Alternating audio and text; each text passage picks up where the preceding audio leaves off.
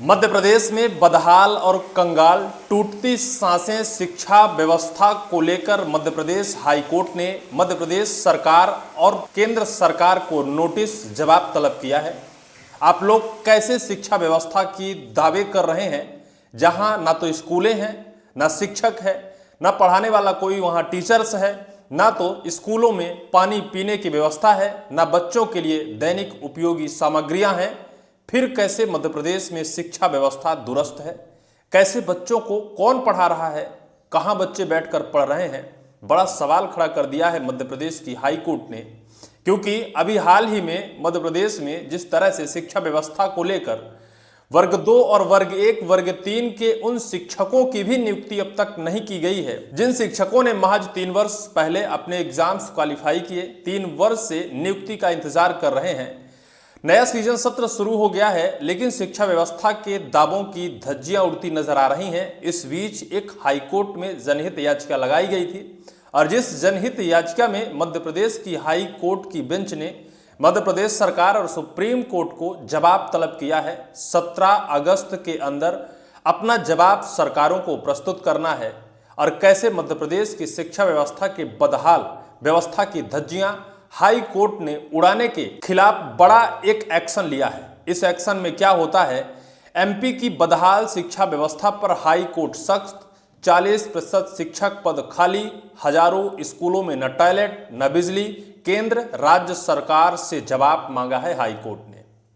मध्य प्रदेश की मोहन सरकार और मध्य प्रदेश के स्कूल शिक्षा मंत्री राव उदय प्रताप सिंह भले चाहे ऐसी गाड़ियों में चलते हैं, भले चाहे उनकी मूलभूत सुविधाओं की आवश्यकताओं की पूर्ति हर समय गाड़ियों में एसियां हर समय चलती होंगी, लेकिन जिसके लिए उन्हें एसी गाड़ियां मिली हैं, जिसके लिए उन्हें यह जिम्मेदारी मिली है, जिसके लिए उन्हें यह बंगला मिला है, उन जिम्मेदारियों को क्या पूरा कर रहे हैं?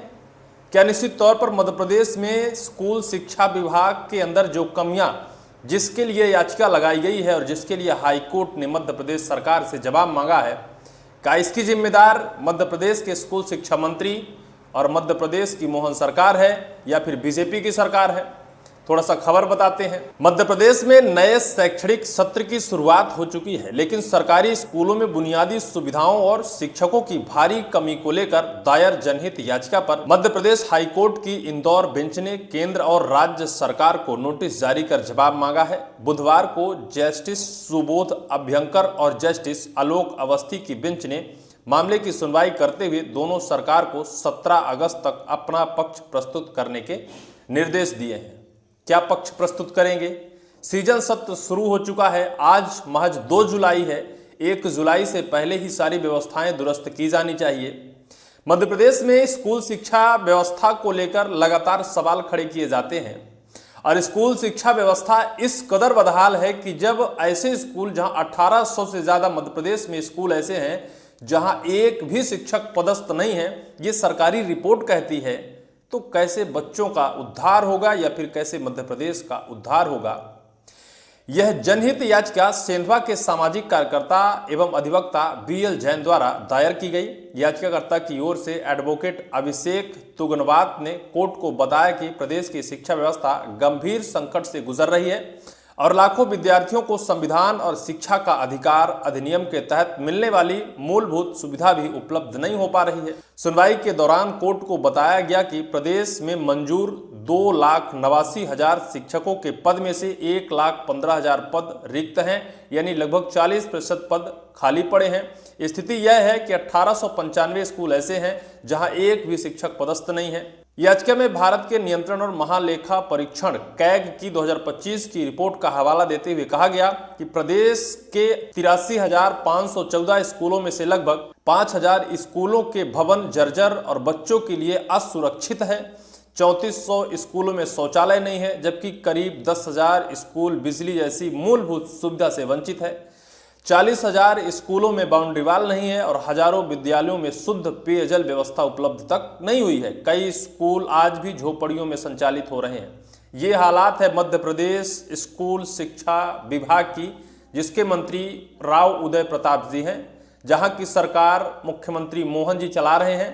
दावे तो ऐसे बड़े बड़े करते हैं कि ऐसा मानो कि मध्य प्रदेश किस ऊंचाई में पहुंच गया है, लेकिन वास्तु स्थिति अगर देखी जाए तो मध्य प्रदेश की बदहाली इस कदर है कि जन्म लेने के बाद जो बच्चे अपने संवैधानिक अधिकार और हक के लिए लड़ाई लड़ें, शिक्षा लें और शिक्षा लेकर उस ऊंचाई तक पहुंचे, उन्हें पहले से ही उनकी नींव को ऐसे खोखला किया जा रहा है। जब बच्चा पढ़ेगा ही नहीं तो आगे कैसे बढ़ेगा। यही हालत मध्य प्रदेश के हैं। अब बताइए 83,514 ऐसे स्कूल हैं जिनमें से 5,000 स्कूलों के पास जर्जर भवन है, जो बच्चों के लिए असुरक्षा का एक बड़ा दावा है, क्योंकि बच्चों के ऊपर जर्जर भवन अगर गिरते हैं तो बच्चों की जान का खतरा है। 3400 स्कूलों में शौचालय नहीं है और 10,000 स्कूलों में आज भी बिजली जैसी मूलभूत सुविधाएं नहीं है। प्रदेश में 59,000 से अधिक स्कूलों में कंप्यूटर जैसी सुविधा नहीं है, जहां आज कंप्यूटर युग कहा जाता है और कंप्यूटर का जमाना है। हर जगह पर कंप्यूटर बिना कुछ होता नहीं। वहां 59,000 ऐसे मध्य प्रदेश में स्कूल हैं जहां कंप्यूटर जैसी सुविधा ही नहीं है। याचिका में यह कहा गया कि डिजिटल शिक्षा की बात करने वाली प्रदेश की 59,000 से अधिक स्कूलों में कंप्यूटर सुविधा उपलब्ध नहीं है। वहीं पिछले 10 वर्षों से सरकारी स्कूलों में कक्षा 1 से 12वीं तक के विद्यार्थियों की संख्या में 22 लाख से अधिक की कमी दर्ज की गई है, जबकि इस अवधि में प्रदेश की आबादी बढ़ी है। इसे सरकारी शिक्षा व्यवस्था के गिरते विश्वास का संकेत बताया। मध्य प्रदेश में पिछले 10 वर्षों से कक्षा 1 से 12वीं तक के विद्यार्थियों में 22 लाख से अधिक छात्रों की गिरावट आई है, जबकि आबादी लगातार बढ़ रही है।